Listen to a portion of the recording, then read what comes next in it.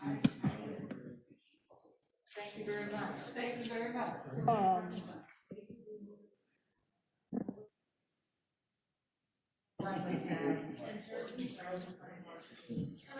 How are you doing? I'm doing well. Can I visit with you after the meeting? Just briefly about something? Yeah, actually, it sounds great. Shouldn't take too long, but I need to give you a heads up or pick your brain.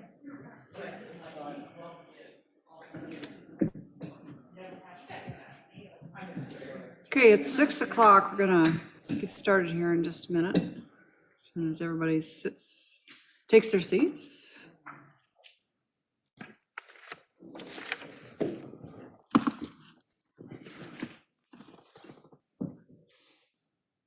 We'll go ahead and call the Johnston City Council Work Session number 21-22 to order. Cindy, roll call, please. Councilmember Cope, Here.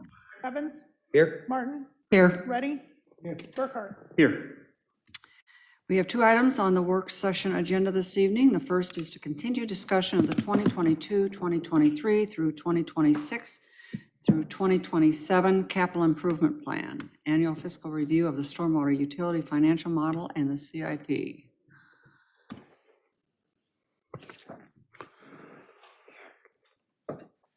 Like Matt's going to start us off. Good evening. Yes, David's not going to be with us tonight, so he asked me to cover this, so please bear with me. The Stormwater Utility Subcommittee met on November 2nd to review the proposed capital improvement program and the fiscal analysis of the stormwater utility.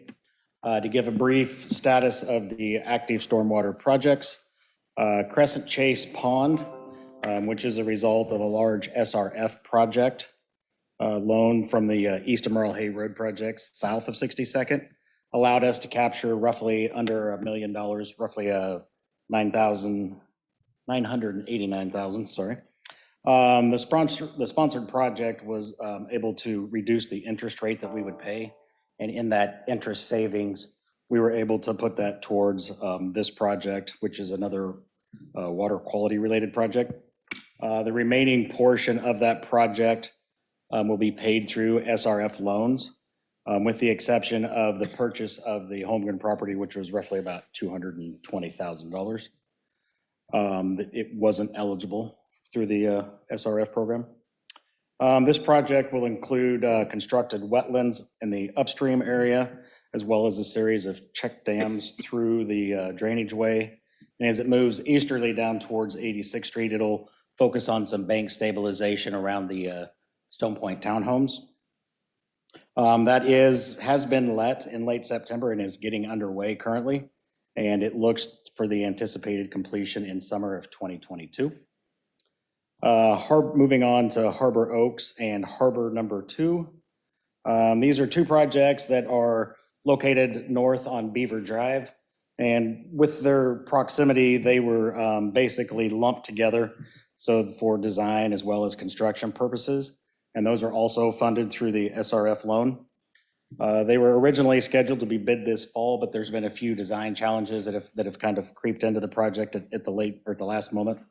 And those will be bid over the winter and look for construction this spring and summer of 2022 as well.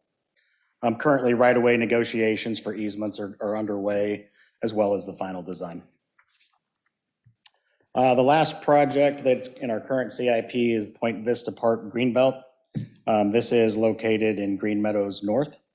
The project is primarily to reduce backyard flooding concerns at the bottom of the drainage way. If you've been and visited Point Vista Park, it has a inlet structure at the top of it that outlets it down through pipe, and it outlets right at the bottom of that hill. There is some backyard flooding that does occur in high volume events. So this will reduce that backyard flooding and kind of direct it out and around that backyard. So with that, there is a portion of the trail that'll be reconstructed with it as well.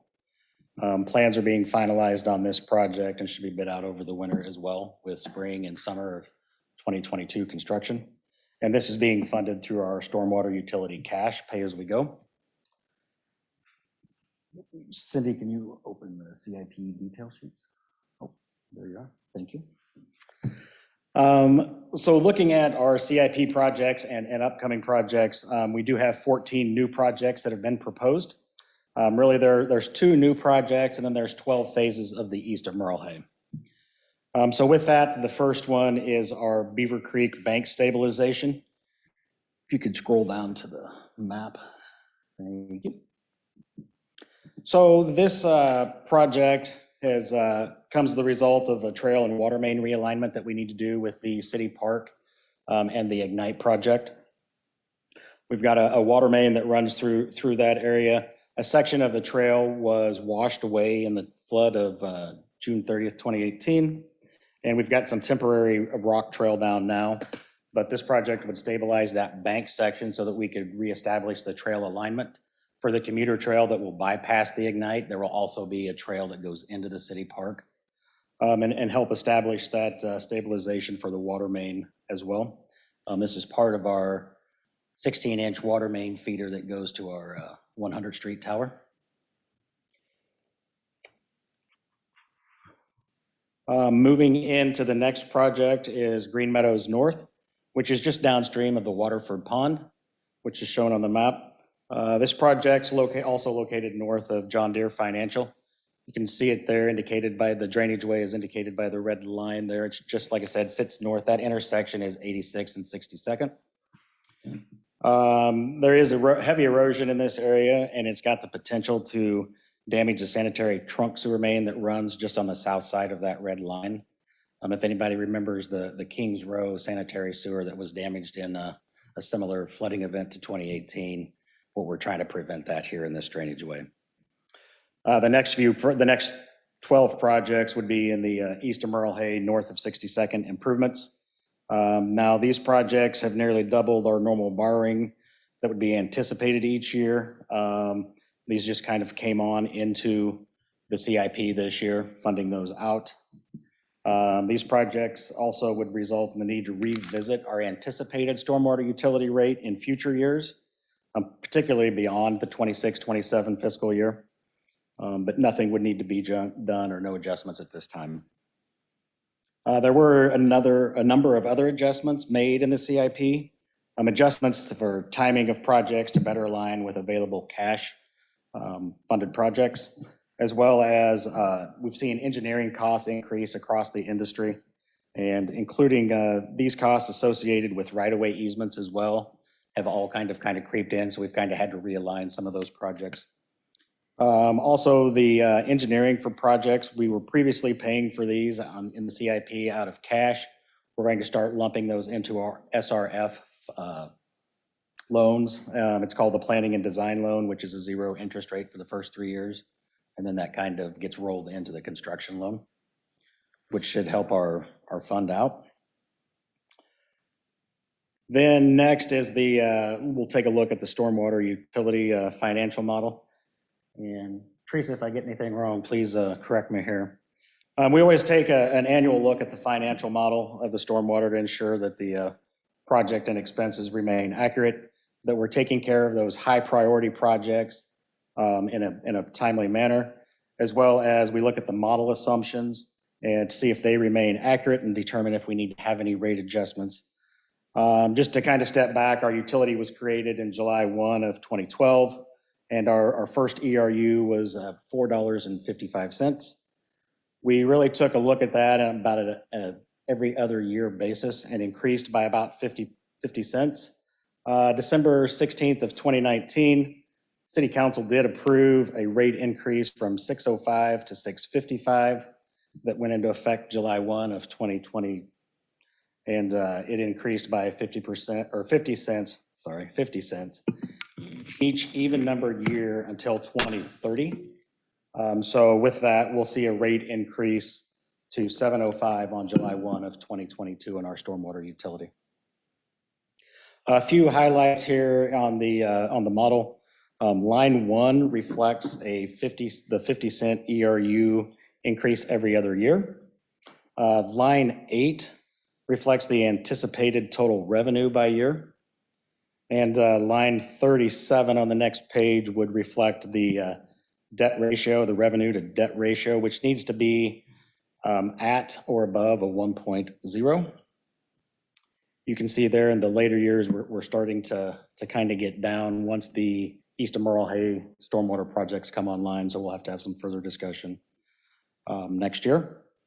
Line 52 reflects the anticipated ending cash balance. And then lines 60 through 79, there are CIP projects that would be funded through an SRF loan. And then 81 through 89 are projects that are funded by cash or pay as we go. So reviewing the previous funding model, there's a number of factors that have resulted into changes to the model. One of those is our financial model continues two assumptions, and that would be the 10% of the revenue goes to operations and maintenance. This accounts for water quality monitoring program that the city does, as well as pays for some of our stormwater utility dues, which would be ISWEP, which is used in our annual DNR report, as well as smaller projects that are completed in-house with city staff. And then 1% of that revenue is also still set aside for our homeowner grant projects, which has been very successful to date. And I believe it was a year ago that I think we doubled the amount of money that we put towards those homeowner grant programs. So staff and PFM would recommend continuing the previously approved ERU rate increase from $6.55 to $7.05 effective July 1st of 2022. As noted, that we have to have further discussion beyond 2022 as the impacts of the East of Merle Hay projects have long-term impacts on the financial model. Currently, the Stormwater Utility Ad Hoc Committee indicated that they did agree with this approach at their meeting on November 2nd. So with that, I'd be happy to answer any questions. Or there's several projects. I don't know how detailed David had planned on going through those projects, but they are all in the staff report. So, Council, any questions for Matt? Mayor, I do have a question, if possible. The 50-cent increase every even year, as stated in your memo, says until 2030. Does that include 2030? So the last increase will occur on 2030? Or is the last increase 2028? As I believe the last increase was to be in 2030. Okay. And at what year do you estimate that? I saw those projections where that revenue to debt ratio kept decreasing. Do we have an anticipation where it will fall below 1? I think PFM did take a look at that. It's beyond this CIP, which is what's going to we'll facilitate further discussion next year when we look at this and we know we get a better handle on some of those costs on the East of Merle Hay stormwater projects. I know that we've got some anticipated numbers in the CIP. We really did break those out into sewer, water, and stormwater. But until we actually get a design and kind of see what prices are doing, I mean, we've got pipe prices that are going up and labor prices. So we may have to take a look and reevaluate some of that next year to get some better pricing. I don't know if there is a particular year that drops below or becomes negative. Okay. Look that far out yet. Okay. I'll jump in here, Councilman Burkhart. I would assume that Matt and I are both going to be concerned as we get towards 25, 26, 27. So we look at this every year. The Stormwater Committee does look at this and reviews it every year, even though the rate increase is built in every other year. And so as things move along, we're on top of it all the time. But when it starts getting down, even for all net revenues, all debt, we're at $1 or one and then 1.02. That's a little too close for my comfort a little bit. So we'll be taking, he's actually doing a cash flow model, I believe, clear out until all debt's gone and the water or stormwater utility. He just wasn't going to have that done by tonight. And I said we would just go with these first few years for now. So Thank you, both. Other questions for Matt?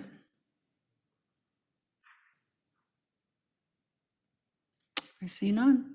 Thank you, Matt.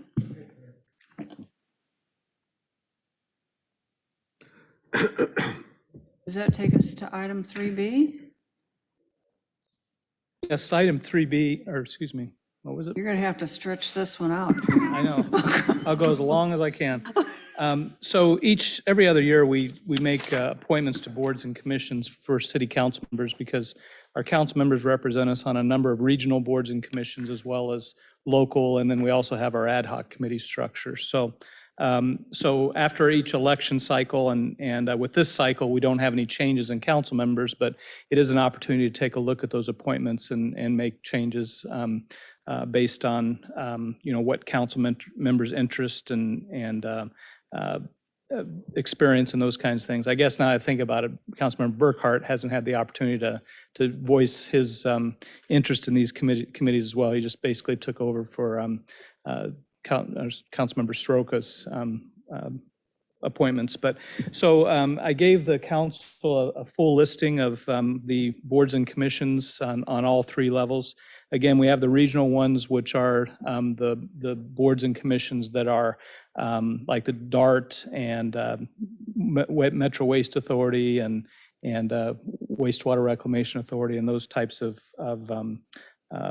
committees. And so in order to spread it out as best we can, it would take each council member to volunteer for 2 or 3 of those.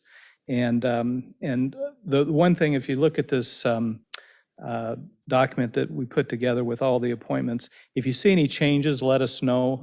Actually, Councilmember Cope saw that Councilmember Reddy was actually representing us on the Chamber of Commerce, and so we're going to make that change with this next go around. But anyway, if you see any changes, because one thing I think that probably changed over the last year or so, particularly with COVID, is that some of the meeting times may have changed as far as meeting dates or times. And I know some of them have been meeting virtually, and I don't know, maybe some will continue to do that, but I'm not real sure at this point in time. So if you've been working on any of those committees and you see any of those changes, let us know and we'll get that document updated. So with the regional ones, we would need 2 or 3 council members to volunteer to represent the city on each of those. As the memo talks about, there are some that are just automatic. The mayor represents us automatically on a couple of the boards and commissions, but there's plenty of opportunity for council members to volunteer for the other ones. Then we have a series of local committees, and that's primarily like a liaison to the different boards and commissions, such as the park board and the tree board and the school board and other more local Johnston oriented committees. And so we have council members that volunteer to represent us at those meetings and bring back any information when they see that there's things that they want to share with the rest of the council. And there's 14 appointments to those, or I guess those technically aren't appointments. Basically, you volunteer to do those. Most of the regional ones are appointments. Most of them we have to do by resolution. But so we have the Johnston ones that are listed there, and then the final ones are our ad hoc groups and ad hoc committees. We have 5 committees that we've been using and identified, and so if each council member volunteers to be a liaison to those groups and provide advice to staff on the subject matter areas, that means each council member would choose for 2 of those to be represented on. So altogether, it's about 6 or 8 opportunities for council members to represent us either on the regional, local, or the ad hoc groups. A couple of changes from the last time we had. I did remove the Central Iowa Regional Drinking Water Commission. That group has not been active since we've been talking about regional water, and so I went ahead and removed that group from the list. But we also added the ICON, or the Iowa Confluence Water Trails Committee, which is a new committee that was created last year, and that we have a representative that will represent us on that group as well. So there are some changes like that. I added, at the last committee, last council meeting, I believe we had the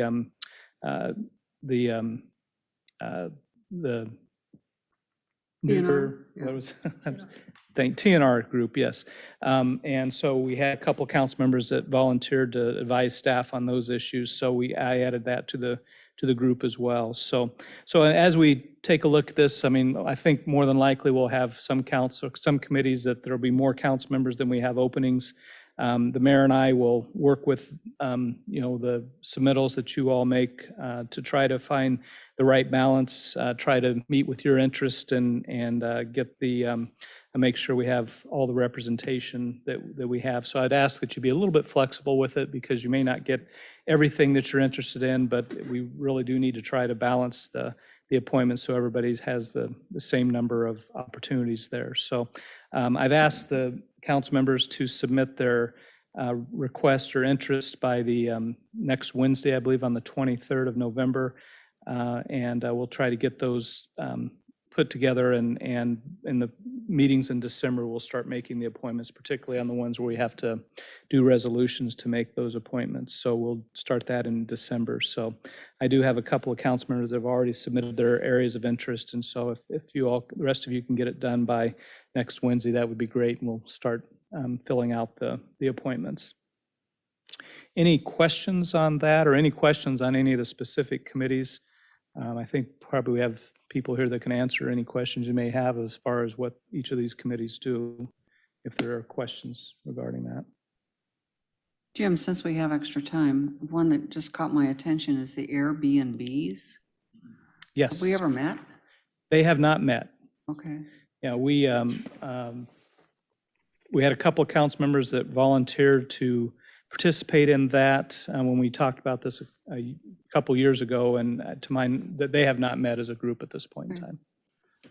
This is Councilman Cope. I noticed that same one as well. I think one of the things that happened is we formed that committee, and then after the committee was formed, the legislature passed a bill which has significantly reduced local government's ability to regulate Airbnbs. So that may be, I don't know why we haven't met, but that may have been one of the reasons why but I don't believe we have met, so. I appreciate that perspective. I guess I wasn't aware of that. I know part of the reason too at the time is Des Moines was going through a fairly extensive review, and a lot of communities were waiting to see what Des Moines did as far as regulating Airbnbs. And so that, I think probably with the legislature and what Des Moines was doing, we probably just never Slowed had the things opportunity to down, get yeah. together, right? We might want to take a look at that legislation just to see what authority we do have, and either do something with this committee, or if we decide that it's not necessary, then eliminate it. Okay. I'll check with David when he gets back, because I think he was the one that was would be working with that committee. So we'll find out, get the current status of that. I have a question. The Trails Committee only meets when called, and at our last meeting, Dave Milburn and his group was here talking about trail needs and their interest. And I understand that the Trail Committee is basically anybody who shows up for the meeting. I guess I think perhaps we should be a little more formal about it. And at least try and meet twice a year, maybe? What do you think? Yeah, I think, honestly, I think we should probably be meeting at least 3 times to 4 times quarterly. Mhm. We were meeting quarterly up until about COVID, and COVID the last 2 years has really kind of changed up a lot of what we were doing. We had a lot of projects we were discussing and talking about going into that with Pioneer Parkway, 86th Street. We had a lot of those projects that were coming forward. So my plan is to probably wait until after the holidays, but the first part of January, bring the group together, see who shows up, and we may need to refine who's on that committee and look to bring more people in, because you're right. I think there's about 16 members that were on that list, but it seemed like the same 4 or 5 were the only ones that showed up each of those meetings. So. And it seems like we have a group that's very interested in it. So I think it would be good to maybe even start looking at the calendar for a date so we can pass Yep. that information around. Yep. To let them know that, yep, right after the holidays, we're going to meet. Sure. Thanks. Other questions or comments? The last item I want to bring up, it has come up a couple times this past year about whether it makes sense to organize an ad hoc, basically Parks and Trails Committee, because a lot of what we do and a lot of time we spend in other committees related to those types of issues. And I think the Trail Committee, you know, as being one of those as well. I'm just bringing it up because it has been suggested. I'm concerned. I want to make sure that we don't duplicate anything with the park board. We already have a park board that is charged with meeting and providing city council recommendations regarding parks, things that happen in the parks operations and budget and those kinds of things. So I don't want to duplicate, but I'm just bringing it up because if there is any interest in creating an additional group of council members that would want to provide advice on those issues, we can certainly do that if we want. But again, I don't want to get in a situation where we're duplicating a board that we already have in place. Jim, why don't you explain how we currently handle those issues when we have parks and trails? They go to the park projects? board, and the park board would review it, and then they would make recommendations to the city council. Don't they, and John, help me here, don't those proposals come before the finance committee? Well, so Or for Public example, Works, or- yeah, we just looked at the park capital improvements program, but that was after the park board looked at it. Is that correct, John? And they made their priorities. Then we brought it back to the finance committee, which we usually take the CIP projects, water and sewer and roads and park, and have the finance committee take a look at those, and then it comes back as a recommendation to the city council when we review. So if we had a Parks and Trails ad hoc committee, how would that change things?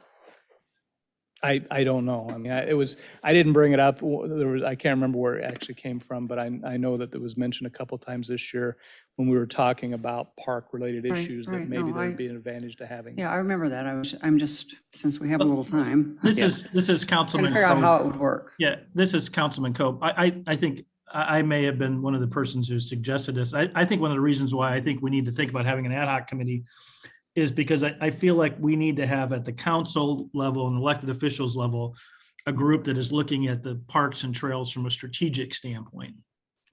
And I know we have the park board, and so the park board will bring a recommendation to us. But I sort of think if we had an ad hoc committee like this, we might be able to kind of be able to look out down the road in the future and sort of be able to identify, hey, what are some projects that as an elected officials we're hearing about or we feel really need some investment. And so my feeling was that it was not clear to me which kind of either current ad hoc committee or a consistent group of folks were kind of helping to set a strategic guidance on where we invested in parks and trails.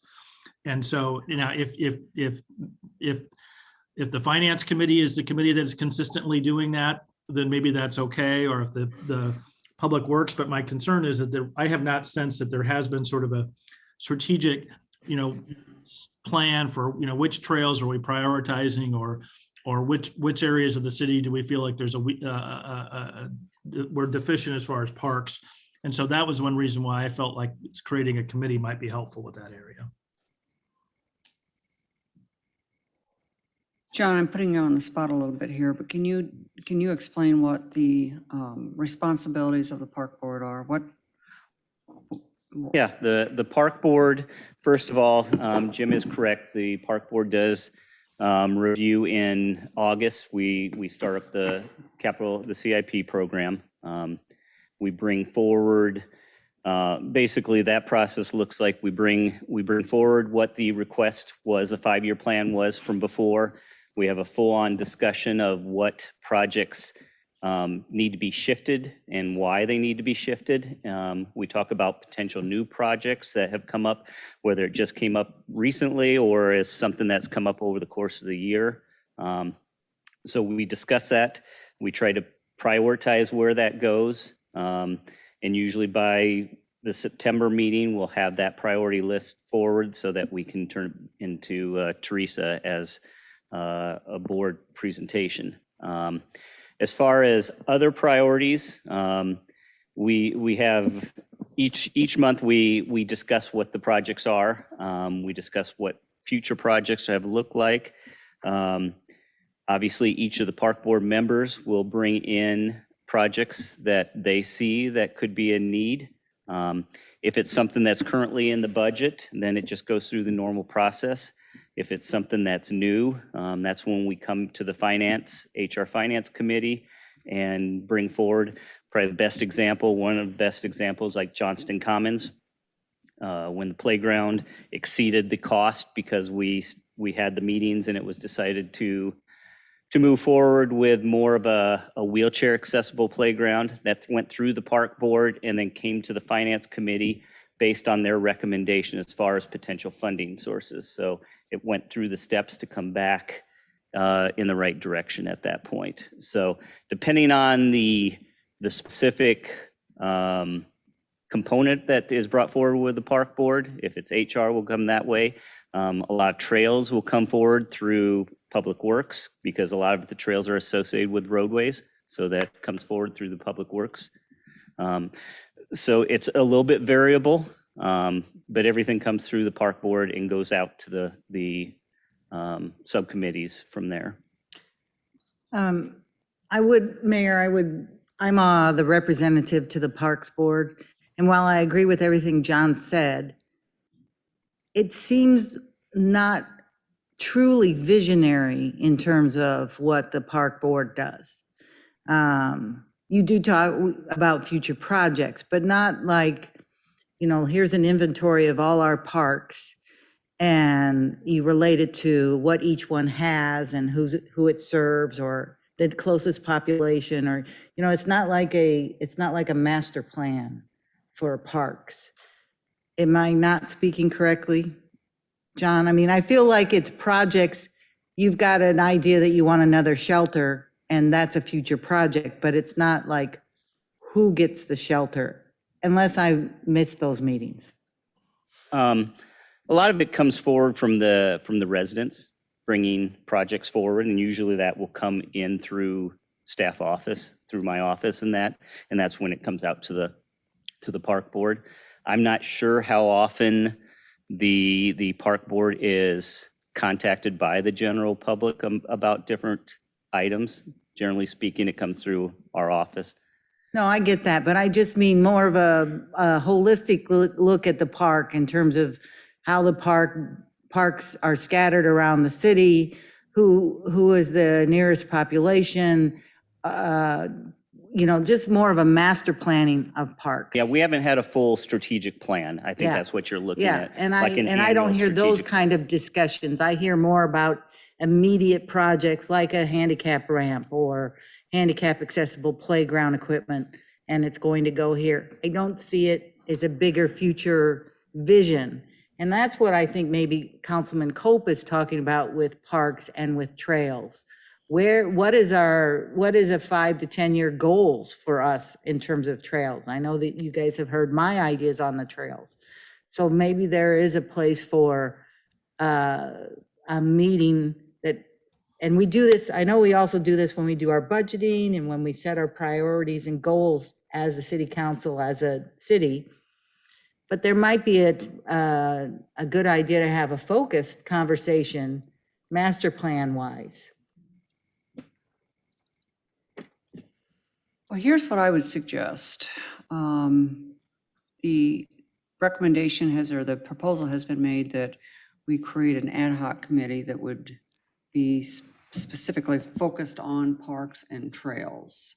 But I think that what we're really what this discussion has really involved is, who has the authority to do what is the process for getting those projects worked through and to the city council for approval, as well as, is there a long-range plan? Are we looking at the entire community, and do we have a plan where parks are going to be, shelters are going to be, where the trails, do we have that long-range plan? What I would suggest is, Councilwoman Martin, since you are the liaison to the Park Advisory Board, Councilman Cope obviously has an interest in it, that the two of you may get together with John, with Jim, and talk about these issues.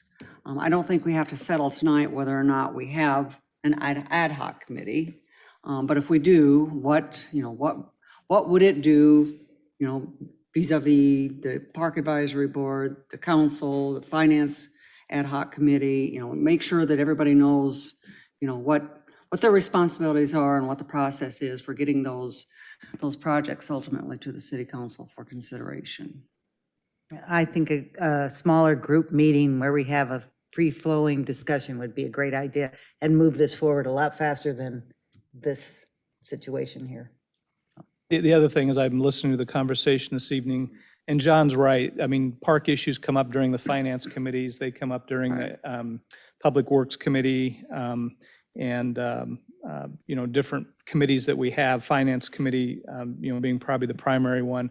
I think it's incumbent on staff as these issues come up through the committee process that we shoot those back. We pay closer attention and make sure if there's issues that come up, that we get it to the park board so they can have a good opportunity to weigh in on those, as just another way that we can probably do a better job of making sure we're handling all the issues and concerns that council members may have, and then also have this smaller group talk more strategically. Yeah, it sounds like we need a clearer understanding of the process. At what point does something move to someplace else, and so. Okay. I kind of volunteered the two of you for that discussion. Are you okay with that? I am. Councilman Cope? Yes, I would be happy to participate in that, and I agree wholeheartedly with what Councilperson Martin said about kind of looking for a more strategic vision, because I think that's what we need. And also, I think the park board does a great job, really appreciate it. I'm not looking to reduce the role that they play. I just want to, I'd like to, I think just a little bit sort of tighter interaction between, as ideas start to bubble up between elected officials and the park board.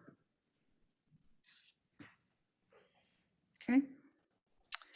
Jim, we have concluded our agenda for this scheduled agenda for this evening. Do we have anything else that we can cover in the 25 minutes we have left? I had a couple comments I was going to go over at the council meeting this evening. So just to give you the information. So we've been working, staff has been working with JEDCO and some of the board members regarding the strategic planning for JEDCO, particularly since Phil Dunshee will be finished with his role with JEDCO at the end of the year. And so I just wanted to give the council a heads up. We're looking at a December 1st meeting with the JEDCO board, and we'd like for members of the city council to participate in that. I think you've gotten some information about this, but it's going to be a fairly long meeting. We're thinking probably 7 o'clock in the morning till about 1:30. We're working with a private consulting firm that has been leading the process.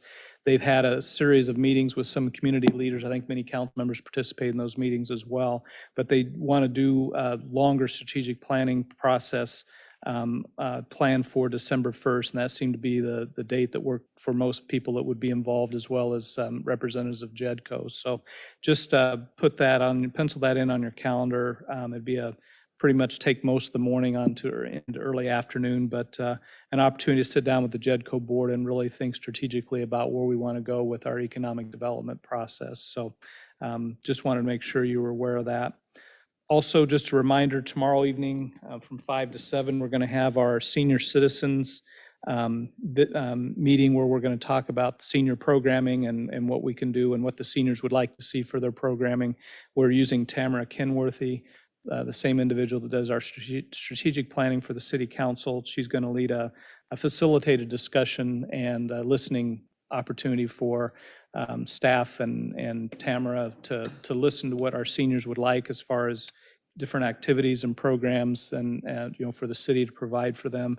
And then the follow-up to that is Tamara will take that information and have a smaller focus group of seniors that will work on what is brought up at the meeting tomorrow night. And then the ultimate goal is to re-establish our senior advisory board with the direction received from these meetings and get that group re-established, which those are appointments from the city council, and so they can move forward with planning for senior activities. Jim, do we have any sense of what kind of turnout we can expect for that? Did people need to indicate an interest in attending, or? No, it's going to be held in this room. It is an open meeting, and we Right. also have a Zoom option. So if folks are, some people may already be down south snowbirding, and so we wanted to make sure that they could participate, even if they aren't physically here, or they could just stay in their home and participate, and then we'll be live in this room as well. So we're trying to get everybody as involved as possible. As a follow-up as well, there is going to be a survey that's going to go out to all the seniors that we have addresses for, either through our database or Polk County's database, to get feedback from them as well, folks that may not be able to participate in the meeting tomorrow evening.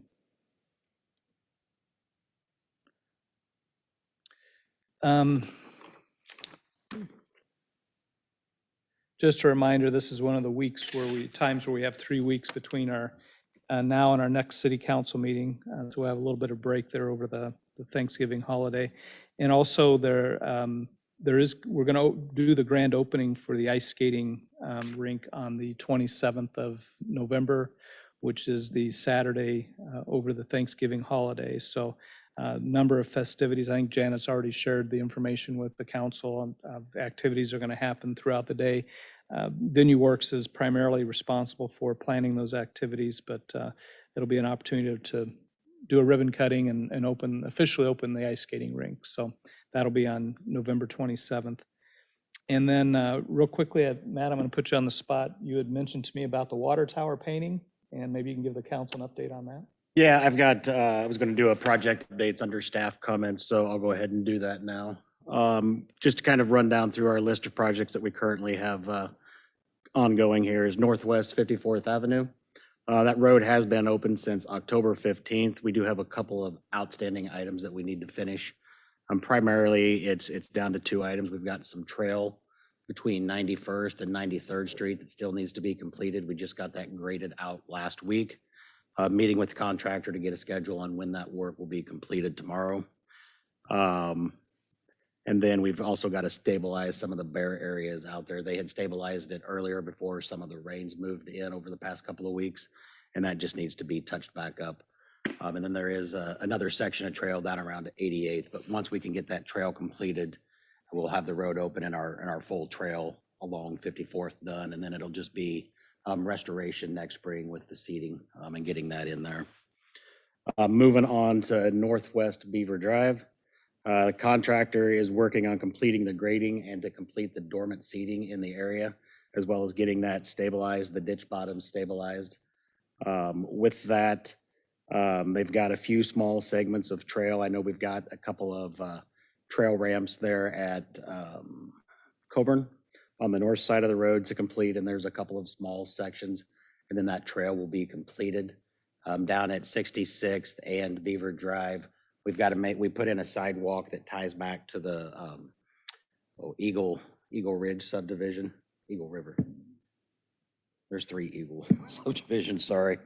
Anyway, to the River Bend neighborhood there, and we've got the sidewalk in. We've just got to make the connection from the trail to there and then get the ramps across the street. So we've got great weather this week, it looks like. So we're pushing on the contractor to get that completed as well.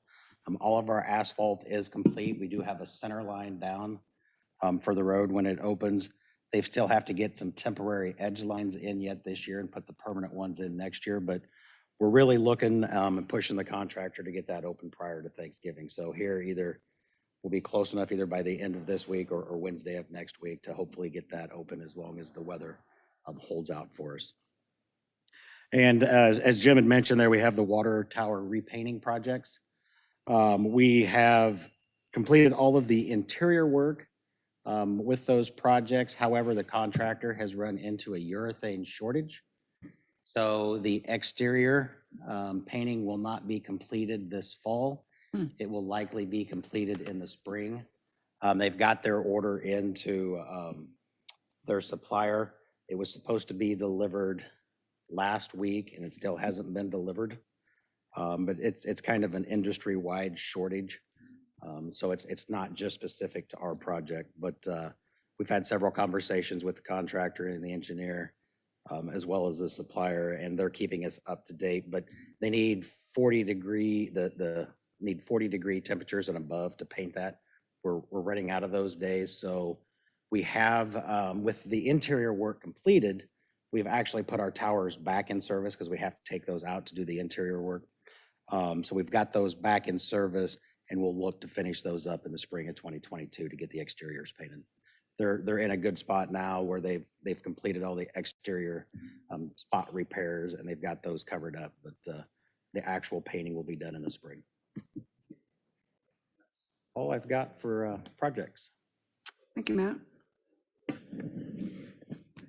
My turn, if you can pass it down to me, since we have a Absolutely. few more minutes. Reminder, as I look at the budget calendar, we have one more finance committee meeting scheduled for this Friday morning at 8 o'clock. Mayor, was this the Friday that there's a conflict for you, however?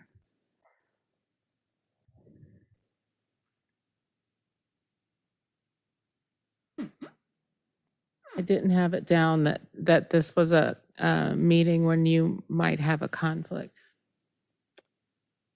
I have DART executive at 7:30. Okay, so we should move finance to 8:30? Yes. Okay. That's the way it appears on my calendar. Does it? Okay, it just doesn't on my calendar sheet. So maybe I had it right on the Okay. invites to everybody and I just didn't have it on my budget calendar sheet. So Councilman Cope, I hope you'll be able to join as well. Councilman Evans has indicated he cannot join us Friday, but we will have community development, economic development, and stormwater, which we've kind of beat the stormwater budget to death a little bit, so there won't be much there. But then a little bit of general budgets left, which include yours, the managers, clerks, finance, and those types of things. Department directors' budgets and decision packages are due to me. I gave a little grace on the budget proposals.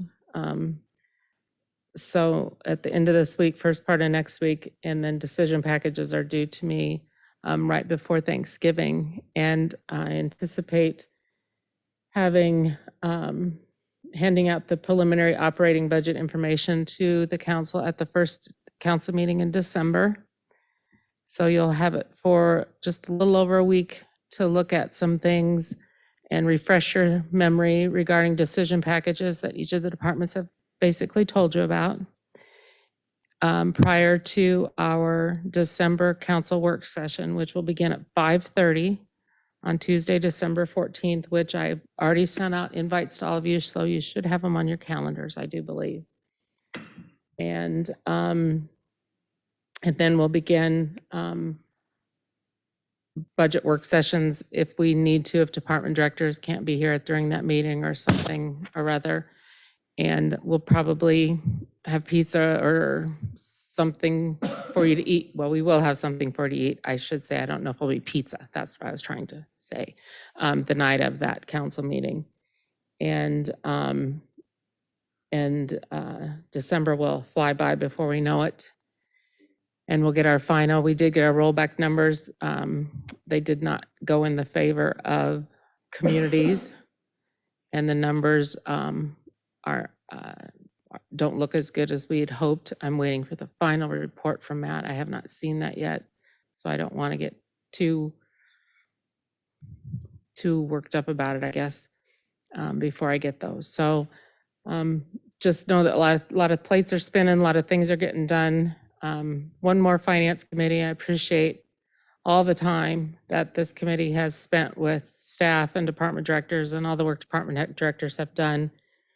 And would like to assure the rest of the council members that your fellow council members and the mayor have taken a great deal of time listening to department heads explain things in great detail and ask some great questions. So I feel like there's going to be plenty of good information and free flow of discussions when we talk about decision packages at our work session, and that there aren't going to be surprises for anybody. So that's always helpful for me as your finance director and staff. So we close on our 21C on the 18th, which I believe is Thursday this week.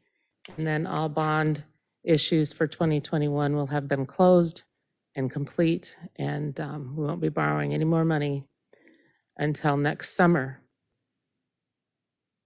So that's my plan. Questions for Teresa?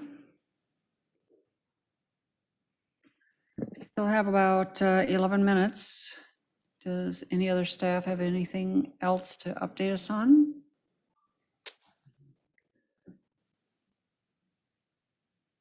I don't think so.